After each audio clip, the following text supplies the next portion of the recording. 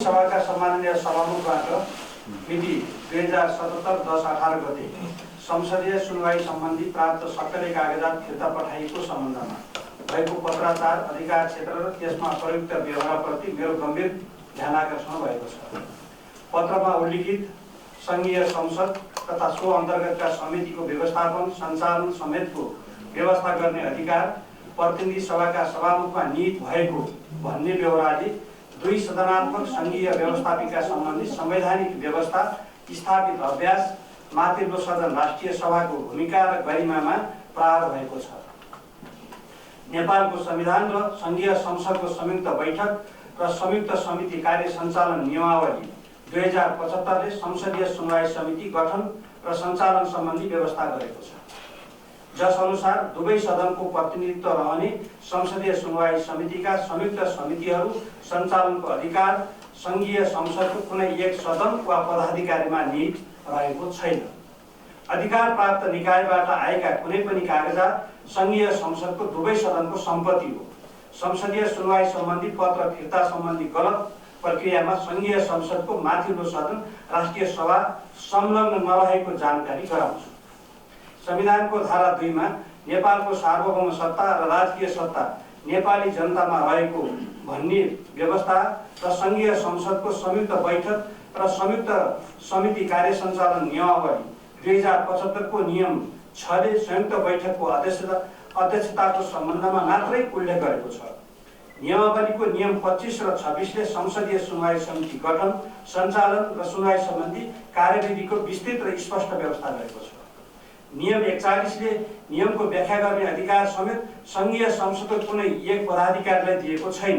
संयुक्त नियमावलीको व्याख्या आवश्यक परेकै अवस्थामा राष्ट्रिय सभाका अध्यक्षसँगको परामर्शमा मात्रै सभामुखले गर्न सक्ने प्रावधान छ। सुनवाईका लागि संवैधानिक परिषदले गरेको सिफारिस संसदीय सुनवाई समितिको 2/3 बाहेकका अन्य कुनै पनि निकाय वा पदाधिकारीलाई अस्वीकार वा फिर्ता गर्ने कानुनी व्यवस्था छैन। विगतमा पनि संसदीय सुनवाई समिति नरहेको अवस्थामा सभामुखको एकल निर्णयबाट फिर्ता भएको नभई संवैधानिक परिषदबाट झिकाउने निर्णय भई अनुरोध गरिएकोले मात्र संसद सचिवालयले फिर्ता गरेको हो। अनुसार संघीय संसदको महासचिव नै सुनवाई समितिको प्रधान सचिव हो। परिषदले मिति 2077-9-3 मा लेखेको पत्रमा पनि संघीय संसदका महासचिव तथा संसदीय सुनवाई समितिका सचिवलाई नै सम्बोधन गरेको पत्र मिति 2077-9-5 मा प्राप्त भएको देखिन्छ। विगतमा पनि मुस्लिम आयोगका अध्यक्षको सुनवाई सम्बन्धमा संसदीय सुनवाई समितिले निर्णय दिन नसक्दा संघीय संसदको संयुक्त बैठक र संयुक्त समिति कार्य सञ्चालन नियमावली 2075 को नियम 26(2) अनुरूप समयावधि गणना गर्दा महासचिवले पत्र बुझेको दिनबाट गणना भई नियुक्ति प्रक्रिया अघि बढेको तथ्य स्मरणीय छ। संविधानको धारा 114 मा मन्त्री परिषदको सिफारिसमा सम्माननीय राष्ट्रपतिबाट जारी भएको अध्यादेश संघीय संसदले अस्वीकृत गरेको अवस्थामा बाहेक कानुन सरल लागू हुन्छ भनी उल्लेख गरिएको छ। संवैधानिक परिषद काम कर्तव्य अधिकार र कार्यविधि सम्बन्धी पहिलो संशोधन अध्यादेश 2077 सम्बन्धमा सम्मानित सर्वोच्च अदालतबाट अन्यथा आदेश भएको अवस्था होइन र छैन। म समेत सहभागी भई निर्णय भएको संवैधानिक परिषदका सिफारिसहरू विधिसम्मत ढङ्गले संसदीय सुनवाई समितिलाई उपलब्ध गराइएको हो। प्रतिनिधि सभा विघटन पूर्व संघीय संसदका महासचिव एवं सुनवाई समितिका सचिवलाई सिफारिस पत्रहरू उपलब्ध भएको र प्रक्रियामा रहेको अवस्थामा हठात सिफारिस पत्रहरू नेपालको संविधान र संघीय संसदको संयुक्त बैठक र संयुक्त समिति कार्य सञ्चालन नियमावली 2075 विपरीत सभामुखको एक निर्णयले फिर्ता पठाएको गम्भीर आपत्ति प्रकट गर्दछु। दलसँग असंलग्न मात्र होइन, म दलीय हिसाबले दलीय स्वार्थले संविधान त्यो अन्तर्गत बनेको संघीय संसदको ऐन हाम्रो यो नियमावली कार्यव्यवस्था नियमावली हाम्रा जे छन् र मूल्य मान्यता हैन एउटा चाहिँ नि अध्यक्षको हिसाबले चाहिँ भूमिका निर्वाह गर्नु पनि हाम्रो परम्परागत हिसाबका मूल्य मान्यता जे छन् त्यो भन्दा म दायाँ बायाँ अलिकति पनि जान्दिनँ।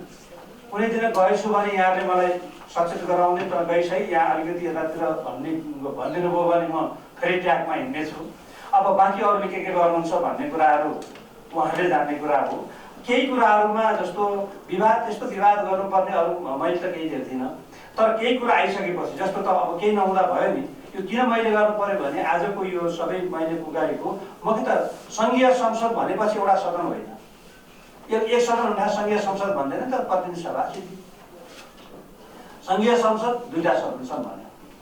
दुईटा सदन मिलेर सङ्घीय संसद भयो।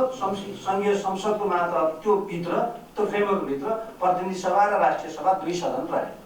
यही हो नि त हाम्रो यहाँको, होइन?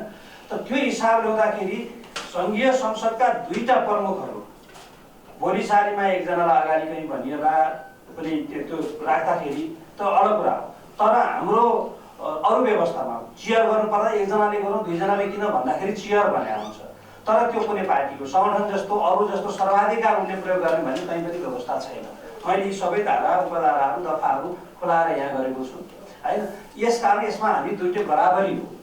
त्यसकारण संयुक्त कुनै प्रतिनिधि सभाको लेखा समितिले गरेको विषयमा केही टिप्पणी हुन्थ्यो